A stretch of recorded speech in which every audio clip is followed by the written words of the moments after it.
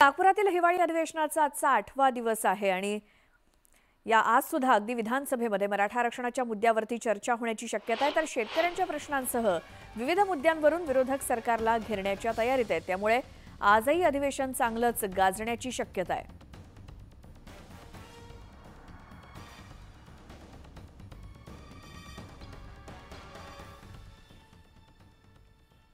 तर ठाकरे गटाच्या उपनेत्या सुषमा अंधारे यांच्या विरोधात आमदार देवयानी फरांदे आक्रमक झाले आहेत।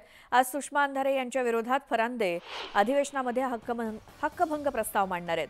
कुठलाही पुरावा नसताना माझी बदनामी करण्याचा प्रयत्न केल्याचा आरोप फरांदेंनी केला।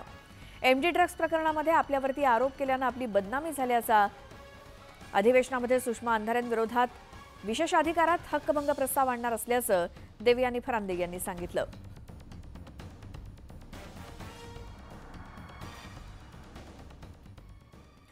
तर ठाकरे गटाचे सुधाकर बडगुजर अडचणीत आलेत। नाशिकमध्ये सुधाकर बडगुजर यांच्या विरोधात गुन्हा दाखल करण्यात आलाय। नगरसेवक पदाचा दुरुपयोग करून स्वतःच्याच कंपनीला कंत्राट दिल्याचा आरोप त्यांच्यावरती असून तत्कालीन मनपा आयुक्त प्रवीण गेडाम यांनी एसीबीकडे तक्रार केली आहे। दरम्यान नाशिक एसीबीचं पथक सुधाकर बडगुजर यांच्या घरी दाखल झालं होतं आणि सुधाकर बडगुजर यांच्या मालकीच्या बडगुजर अँड बडगुजर कंपनीचे संजय राऊत यांच्या काही खासगी कंपन्यांची आर्थिक देवाणघेवाण झाल्याचा एसीबीला संशय असल्यामुळे बडगुजर यांच्या अटकेची शक्यता वर्तवली जाते।